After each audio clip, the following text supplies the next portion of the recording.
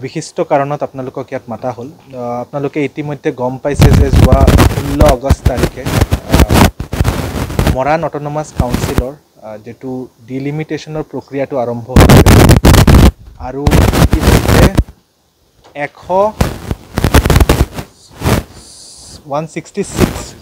166 census village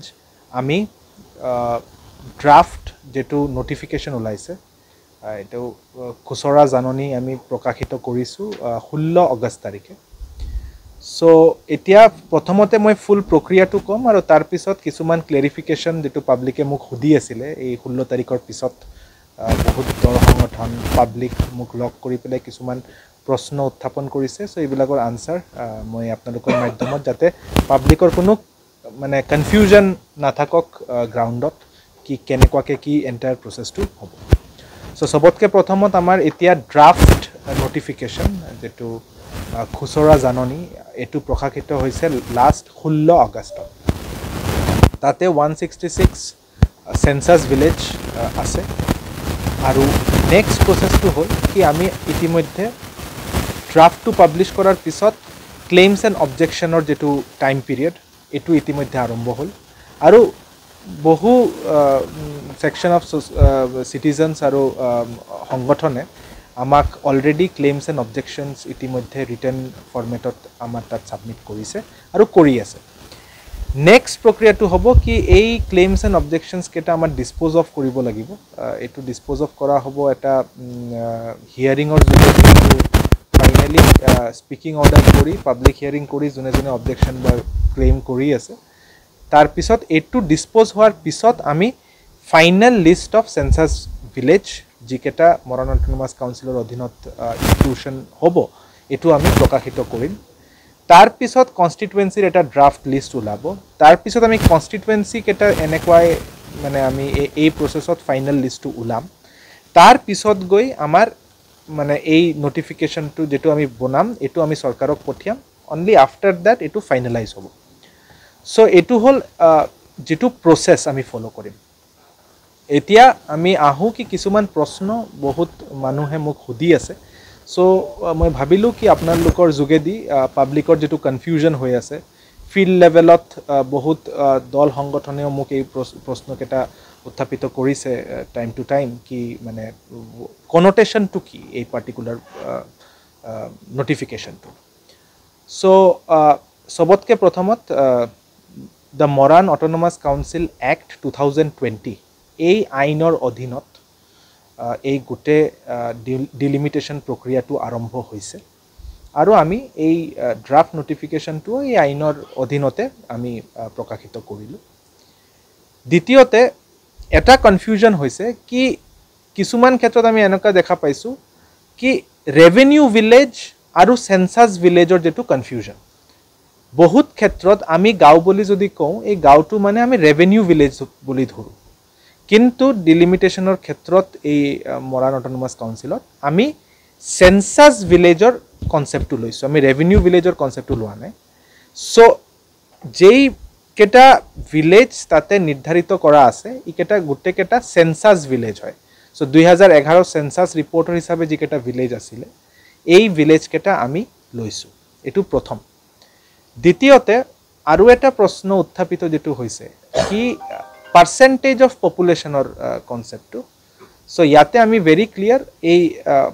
Moran autonomous council এক্টে একদম clear কৰি দিছে কি 50% পপুলেশ্যন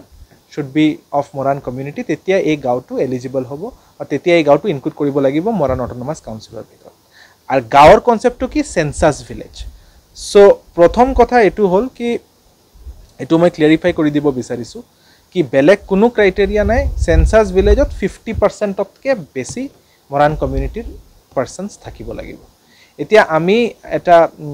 গ্ৰাউণ্ড ট্ৰুথিং কৰি পেলাই সাৰ্কেল অফিচাৰৰ পৰা ৰিপৰ্ট লৈ পেলাই এই ড্ৰাফট খুচৰাটো আমি লৈছোঁ কিন্তু এই ড্ৰাফটটো ফাইনেল হোৱাৰ আগতে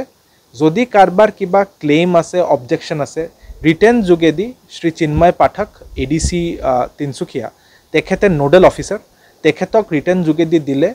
এই বস্তুটো পাব্লিক হিয়াৰিঙৰ যোগেদি পেলাই আমি এটো প্ৰসেস কৰিম আৰু ফাইনালি স্পিকিং অৰ্ডাৰ যোগেদিয়ে ক্লেইম অবজেকশ্যন কেটা ডিছপ'জ অফ কৰা হ'ব আৰু কিছুমান প্ৰশ্ন যেটো পাব্লিকে মোক সুধিছে আৰু কিছুমান কনফিউজন ক্ৰিয়েট কৰিছে কি পাব্লিকে এনেকুৱাকৈ সুধিছে কি মানে পাৱাৰ কি থাকিব আৰু মানে ভিজাভি ডিসি কোনোবাই মোক সুধিছে কি ৰেভিনিউ পাৱাৰ যেটো ল্যান্ড সেল পারমিশন এটো কোনে দিব so this act is very clear তিনটা প্ৰশ্ন মেইনলি আহিছে কি ৰেভিনিউ ল এণ্ড অৰ্ডাৰ মানে মেজিষ্ট্ৰেসি আৰু হেৰি আমাৰ সাৰ্টিফিকেট সো এই তিনটা বস্তুৰ এই অ্যাক্টত কোনো উল্লেখ নাই এই তিনটা বস্তু যেনেকুৱা চলি আছিল এটো চলি থাকিব সো যিসকল মানুহে কনফিউজড হৈছে কি ল্যান্ড সেল পারমিশন বা ল্যান্ড বেচা কিনা বেচাৰ কাৰণে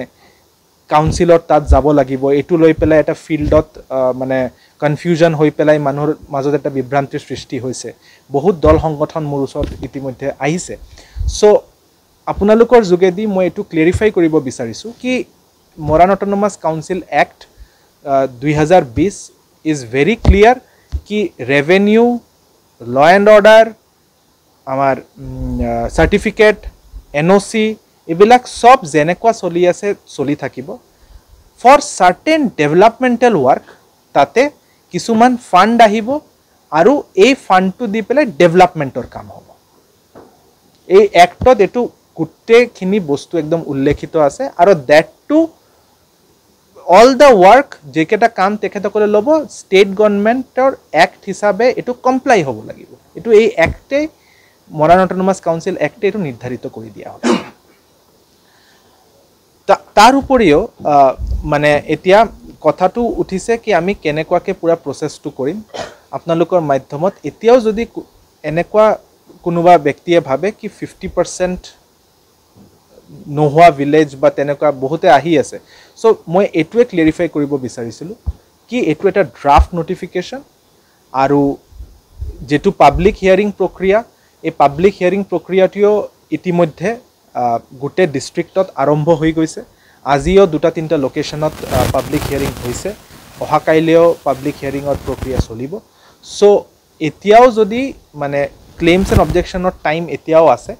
অহা 27 তাৰিখলৈকে আপোনালোকে ক্লেইমছ এণ্ড অবজেকশ্যন যেকোনো মানে এই এক্টৰ হিচাপে যদি আপোনালোকে ভাবে কি এই ভিলেজটো ইনক্লুড হ'ব লাগিছিল আৰু নতুন ভিলেজ ইনক্লুড হ'ব লাগে বা এই ভিলেজটো ইনক্লুড হ'ব নালাগিছিলে সো এই ক্লেইমটো মানে আপনি কৈ আছে কি এই ভিলেজটো ইনক্লুড হ'ব লাগে আৰু অবজেকশ্যন মানে আপনি কৈ আছে কি এই ভিলেজটো ইনক্লুড হ'ব নালাগিছিলে সো এনেকা এই দুটাই বস্তু আপোনালোকে ইতিমধ্যে শ্ৰী চিন্ময় পাঠক আমাৰ এডিসি যোনে এই পাৰ্টিকুলাৰ কামটো চাই আছে সো আপোনালোকে তেখেতক কন্টেক্ট কৰি পেলাই ৰিটেন ফৰমেটত ক্লেইমছ এণ্ড অবজেকশ্যনছখিনি জনাই দিব so there should not be any more scope of any confusion মানে মই একদম ক্লিয়াৰলি কৈ দিছো যিকেটা তিনটা বস্তু পাব্লিকে হুদি আছে ল্যান্ড ল এণ্ড অৰ্ডাৰ সাৰ্টিফিকেট এনঅ'চি এই গুটেকেটা বস্তু will remain as it is এটো কোনো চেঞ্জ নহয় জাস্ট more development হ'ব আৰু এটা প্ৰশ্ন যেটো মানুহে উত্থাপিত কৰিছে কি নন মৰাণ পপুলেশনে ভোট দিব পাৰিব নাই সো এটো এক্ট ইজ ভেৰি ক্লিয়াৰ কি সেন্সাস ভিলেজৰ ইলেক্ট্ৰল ৰোলটো যে হ'ব it is as per the assembly electoral roll so irrespective of any community voting rights for the MSC যেটো মৰাণ অটোনমাস কাউন্সিলৰ ইলেকশ্যন ফিউচাৰত হ'ব এটো সবৰে থাকিব সো ইন দ্যাট ওয়ে এটো এটা হেৰি জাস্ট ডেভেলপমেন্টাল স্কিমছ তেওঁলোকে ইমপ্লিমেন্ট কৰিব ইন সাৰ্টেন এৰিয়াস যেটো একদম উল্লেখিত কৰি এই এক্টখনত দিয়া আছে কিন্তু পাব্লিকৰ মাজত যেটো এটা বিভ্ৰান্তৰ সৃষ্টি হৈছে কি ৰেভিনিউ ল্যান্ডৰ কাৰণে তাতে যাব লাগিব ল্যান্ড এডমিনিষ্ট্ৰেচন সাৰ্টিফিকেট ল এণ্ড অৰ্ডাৰ যেনেকুৱা চলি আছে তেনেকুৱাই চলি থাকিব সো আপোনালোকৰ যোগেদি এটা ক্লেৰিফিকেশন মই কৰিব